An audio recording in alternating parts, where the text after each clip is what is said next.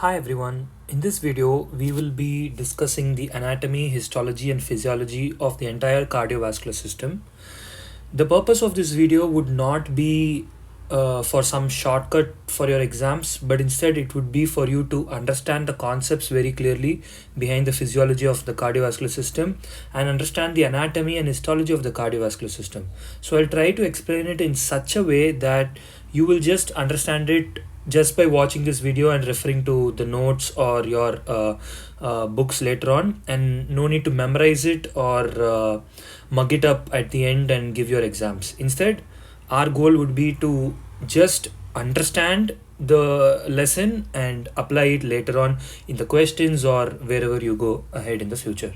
All right, so as I said, we will be discussing about the anatomy, histology, physiology in order, and I'll be trying to cover as many important facts as possible, high yield facts. All right, so before starting, I thought it would be good to add two clinical questions so that you understand why you need to understand the basics of cardiovascular system to go any forward. Okay, like studying pathology or studying internal medicine or pediatrics in the future. So let's start with this clinical question. We won't be answering it now, but I'll be just reading this question out. You can also read it along with me. And at the end, we'll be seeing how easy it is to attend these questions. So, a 55-year-old female presents with chest pain radiating to her left arm and shortness of breath. An ECG shows signs of myocardial infarction in the area supplied by the left anterior descending artery. Now, which part of the heart is most likely affected? So the options are right atrium, right ventricle, left ventricle.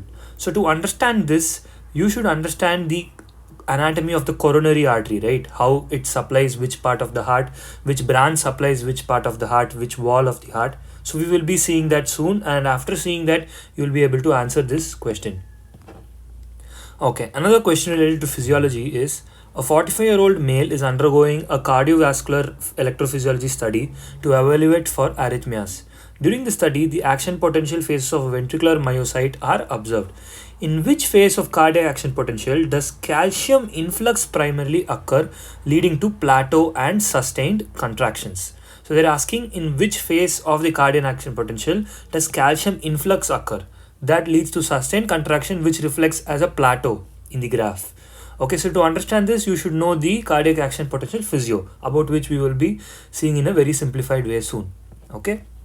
So let's get started. This is how a heart looks like, and I'm pretty sure everyone have seen this before. And this is a simplified version of it, just to represent the borders and the surfaces of the heart. Imagine half the heart as a pyramid. Okay, let's say a triangular pyramid kind of an object that is pointing towards your left side. Remember, always this is the left side and this is the right side. Pointing towards the left side and inferiorly. Okay. So this would form the anterior surface of the heart, which is the anterior surface. This is the right pulmonary surface. This is the left pulmonary surface, that means the left lung is present over here, the right lung is present over here. This is the diaphragmatic surface. It's not the base, but it's called the diaphragmatic surface, which is just attached to the diaphragm below.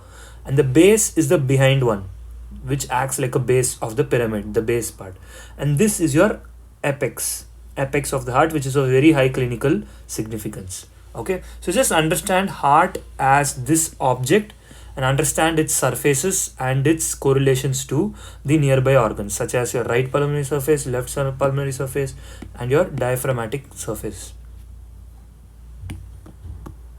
Okay, now here's a simplified version to make you understand the different parts of the heart. Imagine this is the tilted heart, left side, it's tilted a bit left and anteriorly and inferiorly. This is your left atrium, this is your left ventricle, right atrium, right ventricle. Okay, so some people till now have a confusion between where the tricuspid valve is located and where the bicuspid or the mitral valve is located. So to simplify that, just remember tri.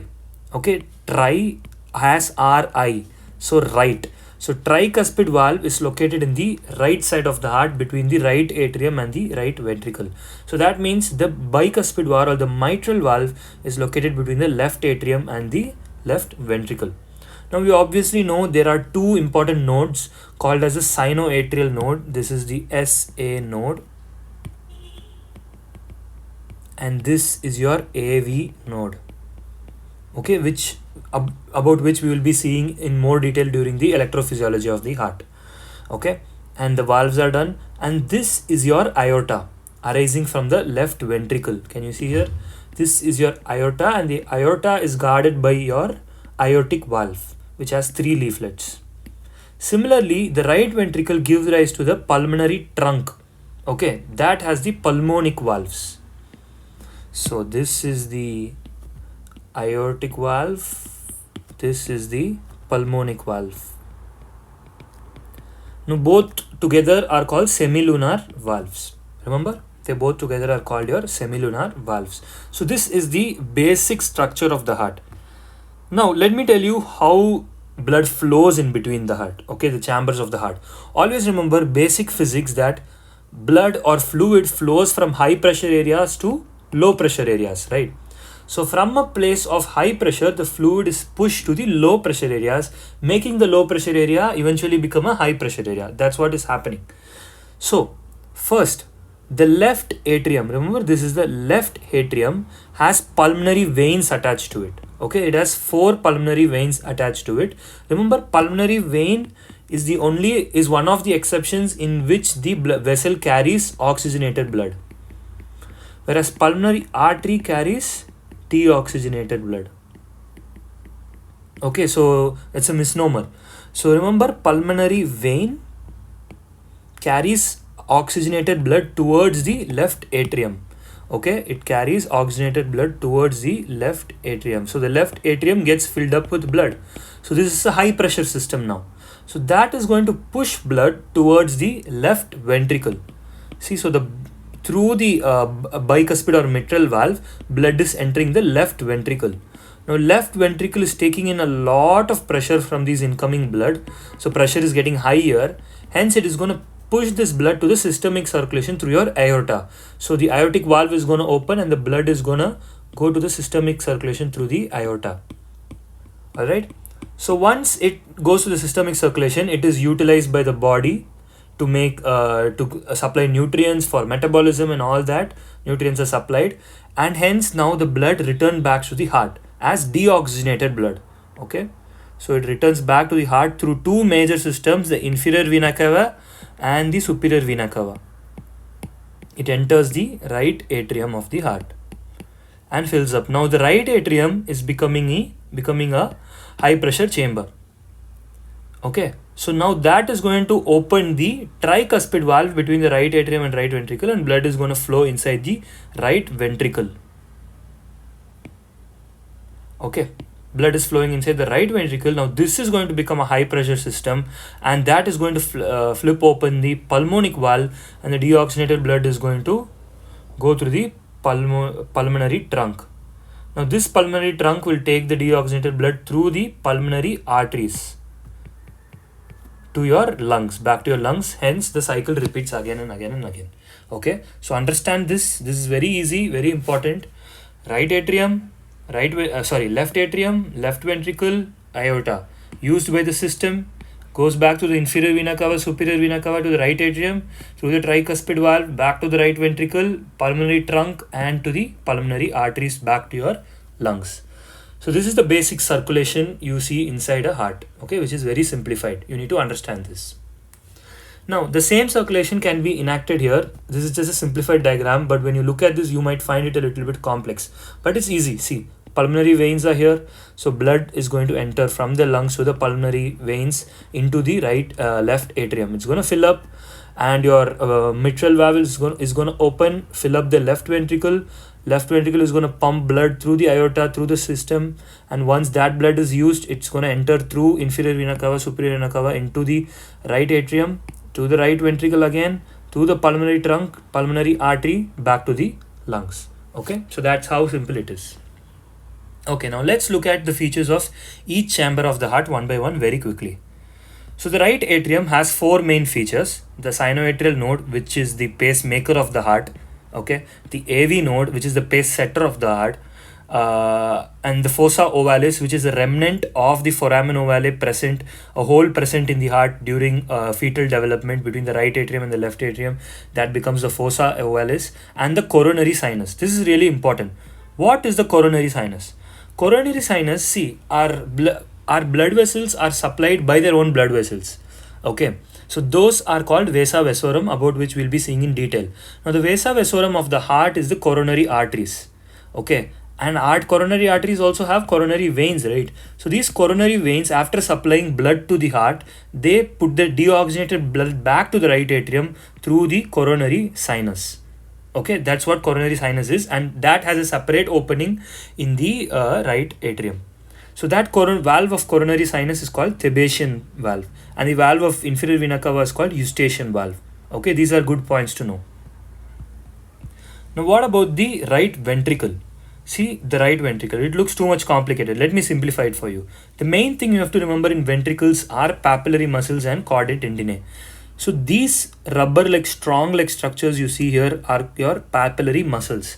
These papillary muscles emerge from the wall of the heart, from the muscular wall of the heart. Now these papillary muscles hold the valves through a connection called chordae tendineae. So papillary muscles hold the valve through a connection called the chordae tendineae. So what valve is present between right atrium and right ventricle? It's your tricuspid valve. So these chordae tendineae hold the tricuspid valve, and they are also attached on the other side to your papillary muscles. Another important thing in the right ventricle to know is septomarginal trabeculae. What you can see here, this is called the moderator band. We will learn more about it later. What this moderator band does is, it takes the right bundle branch from the conducting system of the heart and it delivers it to the anterior wall of the heart. Okay, we'll see more in detail, but just remember, moderator band is like a bridge. Septomarginal trabeculae or moderator band is like a bridge that supplies the right bundle branch from the conducting system to the anterior wall of the heart. Okay. Now, what about left atrium? Left atrium does not have a lot of characteristic feature other than you can see the foramen ovale over this side too, and you can see the entry of the pulmonary veins, the right and left pulmonary veins. Nothing much about left atrium. Now, what about left ventricle, the most important chamber of the heart? It is the thickest. It has the thickest walls because of the highest pressure it has faced, increased blood pressure. It has the aortic valve, as you can see here, and it also has the papillary muscles that hold the aortic valve. All right. Now, what about the electrical system of the heart? Now I'll be telling you about the right bundle branch and the moderator branch and all that. So first it starts with your sinoatrial node, okay, which is the pacemaker of the heart, sinoatrial node. And that goes to your AV node, which is present over here. AV node. AV node then goes to the bundle, okay, bundle of His. That bundle of His divides into right bundle branch and left bundle branch. See, this is your right bundle branch, this is your left bundle branch. Right bundle branch, to supply the anterior wall of the heart, say this is the anterior wall of the heart, it crosses it through a bridge called your moderator band. Remember, this was your moderator band. So from the center, it comes to the anterior through this moderator band. Okay, right bundle branch, moderator band, anterior wall, left bundle branch. These lead to Purkinje fibers, which deliver electrical impulses to every single cell of the heart. Okay, Purkinje fibers. Take a look at this picture. Take a look at this picture. These are very simple images. Now, about the sulcus of the heart. There are sulcus. What's a sulcus? It's like a groove. Okay, a groove inside the heart in which veins are situated. Veins and arteries are situated. So, this is your coronary sulcus, which represents like a crown-like surface. Okay, this is your anterior interventricular sulcus. This is your posterior interventricular sulcus. Now this continues as your coronary sulcus to the back. So remember, the main three sulcus is your coronary sulcus, anterior interventricular sulcus, and posterior interventricular sulcus. Okay, now about vasa vasorum. Like I told, vasa vasorum are vessels that supplies blood to your blood vessels. So indirectly, if you can remember, heart is also a tube, right? It's a tubular organ. It is also a blood vessels in itself. So what is supplying the heart? A vasa vasorum. And the vasa vasorum of the heart is called your coronary arteries. Now it's very important to remember the branches of coronary arteries and where these coronary arteries arises from. Okay. The aortic valve in the aorta, where the aorta rises, this is basically your left ventricle here, where the aorta rises, there are three leaflets, and these leaflets give rise to three aortic sinuses. Okay, sinuses means they are cavities. Now from the left and right sinuses, you have the right coronary artery emerging and the left coronary artery emerging. Not from the middle one, just from the left and the right coronary aortic sinuses, you have the right and the left coronary artery arising. These are the places where your coronary artery arises from, your aortic sinuses. Now, the right coronary artery and the left coronary artery has a ton of branches, and to simplify that, I've made a really good mnemonic. Okay, so for right coronary artery, the mnemonic is right coronary artery's awesome posterior network. A stands for acute marginal branch, P stands for posterior descending or interventricular artery, N stands for nodal branch. Now let's say, where is A? The awesome acute marginal branch. So see, these are the marginal branches. Okay, posterior descending interventricular branch, which you'll this is the posterior descending interventricular branch. Network, nodal branch, the one that supplies the node, the SA node, okay, on top here of the right atrium, the SA node and the AV node. And what about the left coronary artery? The mnemonic for this is left coronary artery delivers smooth circulation like a pro. So LCS, left anterior descending, okay, the left anterior descending, and then D is for the diagonal, septal, circumflex. Circumflex goes around the in the coronal sulcus, like left marginal, pro, posterolateral. So once you know, just take a look at this picture and take a look at these mnemonics and try to understand where each branch is located. And to remember it easily, you have a mnemonic called right coronary artery's awesome posterior network, which is very easy. And then for the left coronary artery, delivers smooth circulation like a pro. Okay, for the mnemonics for the venous supply, there is easy one. Great medical students are competent. So you have the great cardiac vein, middle cardiac vein, small cardiac vein, anterior cardiac vein, and the coronary sinus. So that's how you remember easily the coronary artery and the coronary vein. And remember, the coronary sinus, if you can remember, coronary sinus drains into the right atrium and is guarded by the Tibetan valve. Okay. So those things are a basic understanding of the anatomy of the heart. Okay, so that covers what you need to know regarding the anatomy. I have not done it in very detail, but those are the things that you really need to know, really need to understand to have an overall knowledge about the anatomy of the heart. Now, what about the histology of the heart? Very simple. In one slide, we can finish the histology of the heart. These are the layers of the heart tissue. The endocardium, the innermost, myocardium, and the epicardium. What does the endocardium have? Endocardium has subendocardial cells, subendocardial layer that will have your blood vessels and your Purkinje fibers, supplying every single myocyte and cell of the heart. Okay. Now the myocardium, the main muscle part of the heart, has myocytes. It has gap junctions, so electricity can pass between it. It has intercalated ducts. And it also has branching pattern. Okay, remember that, myocardium. What about epicardium? It is the outermost layer consisting of your blood vessels and your fat present. What about your arteries, the vessels? Okay, the arteries has three layers: tunica intima, media, and adventitia. Intima has the endothelial lining of the vessels. Tunica media is thick because it's an artery, it has to take in a lot of pressure. Tunica adventitia has some fat and outer protection. What about veins? It is a bit different. Tunica intima gives rise to valves in veins. Remember, veins have valves. Tunica media is comparatively thin because they are not high pressure systems. Tunica adventitia is thick. Okay. So that's about the histology of heart. Now, finally coming to the electrophysiology part, the most important part, the most confusing part. I want you to listen very carefully so that this concept is clear once for all. Okay. Heart exhibits some property called as automaticity. Okay. Automaticity is the property of the heart to produce its own beat, produce its own electrical impulse and contraction. Okay. So to understand this, you have to understand two types of potential. One potential created by the SA node, the other one at the ventricular action potential. Okay, so before diving any deep into that, many of us are not clear about what is polarization, what is depolarization, and what is repolarization. So to understand that, I've created a very simple diagram. Okay, you all know that sodium is highly concentrated outside the cell, potassium is highly concentrated inside the cell, calcium is highly concentrated outside the cell.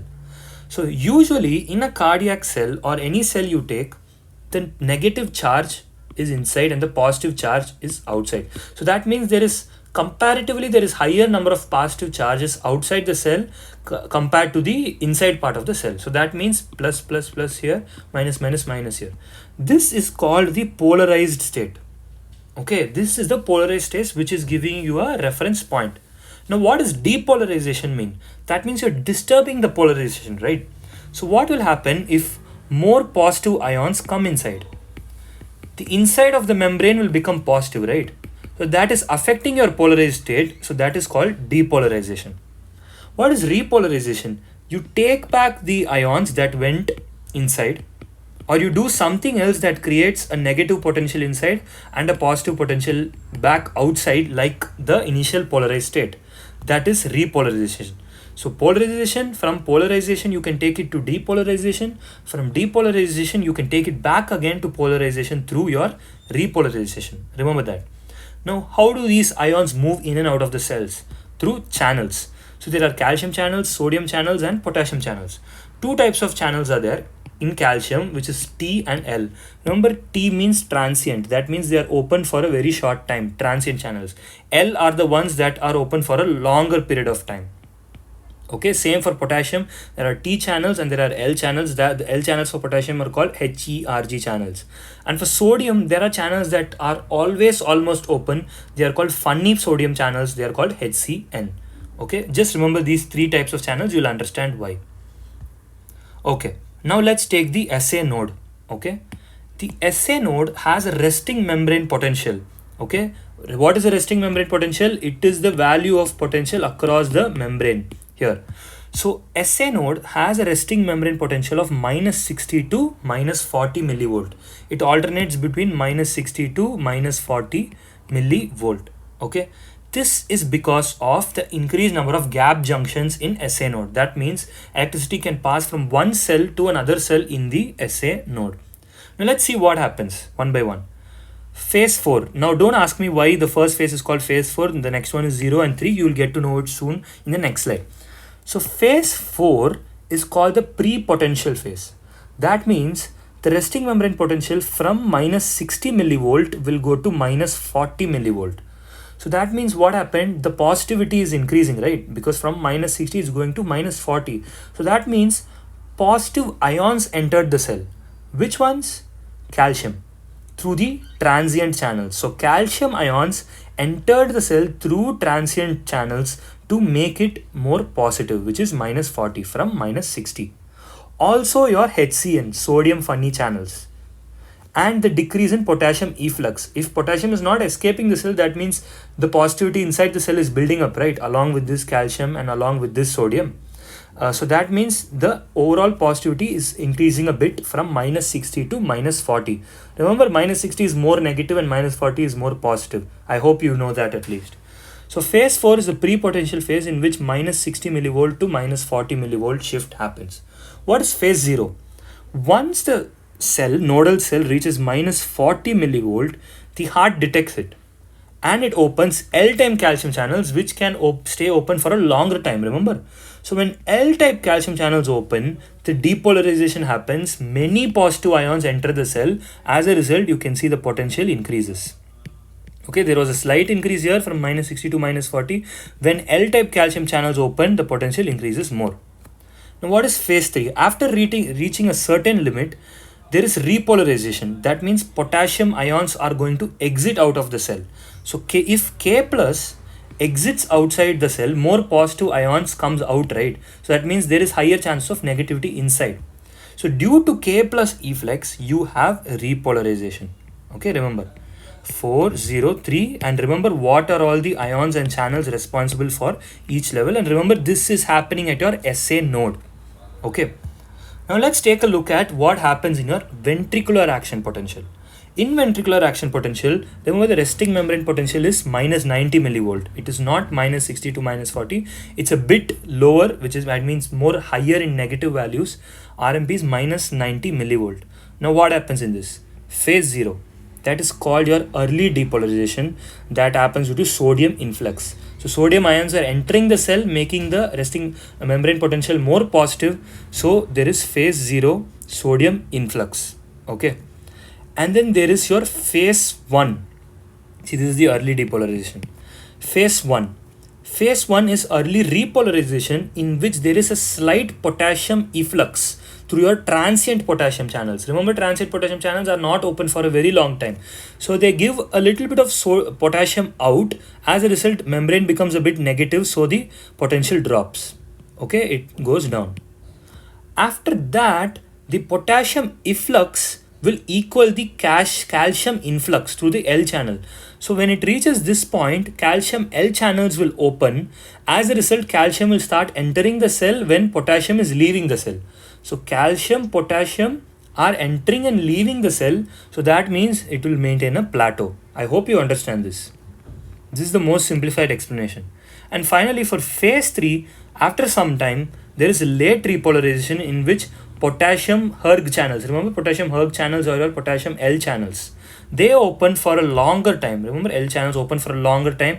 As a result, potassium ions exit the cell out and it becomes more negative, negative, negative. And after they reach a point, it becomes flat again, back to your resting membrane potential, which is maintained by your sodium potassium pump, the resting membrane potential. So remember, phase 0 is early depolarization, early repolarization, plateau repolarization, and back to resting membrane potential. Okay. Now compare the sinoatrial potential and the ventricular action potential. Remember the first graph, this is the second graph. Let's see the fourth phase. Fourth phase is the resting membrane potential. Remember, from minus 60 to it went minus 40 because of your funny channels and the transient calcium channels, funny sodium channels and the transient. See the fourth phase here? Same. It is the resting membrane potential because of the sodium potassium pump. Now what about the depolarization? Happens at phase 0. Happens at phase 0. But at SA node, why does this depolarization happen? If you can remember, at SA node, depolarization is happening because of your L-type calcium channels. Calcium influx due to L-type calcium channels as soon as it reaches minus 40. But for early depolarization here, 0, what are the channels that are helping? You have the sodium channels because of sodium influx. Sodium ion is responsible in phase 0 of VAP, whereas here it is the calcium ions responsible. What about repolarization? Is the third phase. Here also is third phase due to your potassium channel influx. Okay, HERG channels. So once again, go through these graphs. It's pretty simple. You just need to know which ions enter where, and you should know the basic concept of polarization and depolarization. I hope that was easy, the electrophysiology of the heart. Now, what about the conduction system? Like I told before, the conducting system goes from sinoatrial node to your AV node to your bundle of His, right bundle branch, left bundle branch, and your Purkinje fibers. Some quick facts to know here are: the sinoatrial node produces pulse at a rate of 100 beats per minute. It's called the pacemaker. AV node is the pace setter or the gatekeeper. It has a delay of 0.1 seconds to accompany the next contraction and the next relaxation of the heart. Why is there a delay? Because there is less number of gap junctions compared to your SA node. Okay. Then bundle of His, right bundle branch, left bundle branch, and Purkinje fibers. Remember this fact: Purkinje fiber has the most amount of gap junctions in any part of the heart, implying more conduction, and the most speed in conduction is seen in your Purkinje fibers. As a result, every single myocyte gets conducted by electricity. Okay, the impulse produced by your heart. Finally, there are 2 to 3 terms I want you to know so that it will be easy for you. I'll try to explain it very quickly and very easily. You should know what a preload is. Preload is the volume of blood returning to the ventricles. Let's say the volume entering from the atrium to the ventricles is your preload. Okay. This is your preload, volume of blood returning to the ventricles. Afterload is the pressure. Let's see, this is the pressure needed to overcome to pump this blood to your systemic circulation. That is your afterload. The pressure the heart should overcome to pump it through your aorta to the system, that is your afterload. What is stroke volume? Stroke volume is simply volume pumped by left ventricle in one contraction. The volume of blood pumped by your left ventricle in one single contraction is your stroke volume. What about cardiac output? It's heart rate into your stroke volume. which approximately is 5 liters, if you can remember, 5.5 liters. Ejection fraction. What is ejection fraction? It is the amount of stroke volume per end diastolic volume into 100. So for that you should understand what is end diastolic volume, right? What is EDV and ESV, end diastolic volume and end systolic volume. End diastolic volume is the volume present in the chamber of the heart after the diastole. That means relaxation. So after relaxation, it will be pooled with blood, right? The ventricle will be pooled with blood. That is your end diastolic volume. What is end systolic volume? After heart sends out the blood, there will be some blood left in the heart, right? Some blood left in the heart. That is your end systolic volume. And obviously you have the two systemic vascular resistance and the pulmonary vascular resistance. Systemic vascular resistance is the resistance offered by your systemic vessels to the flow of blood. Pulmonary vascular resistance is the resistance offered by your heart and pulmonary circulation to your flow of blood. Okay. The final slide explaining terms. You need to know heart rate, standard, never forget, it's between 60 to 100 beats per minute. Anything below, even it's 59, it's bradycardia. 101, it's tachycardia, anything above. Tachycardia is higher heart rate, bradycardia is a lower heart rate. Now what about palpitations? Palpitations is the sense of heart racing, or you can hear the heartbeat after you climb huge number of stairs or anything. There are abnormal palpitations and normal palpitations too. It's just a term to remember that you can hear your heart beat by yourself without using a stethoscope or anything. Okay, the racing heartbeat, that is palpitation. Now remember, pulse and heart rate are almost the same, except heart rate is measured centrally, pulse is measured peripherally. Both are between 60 to 100.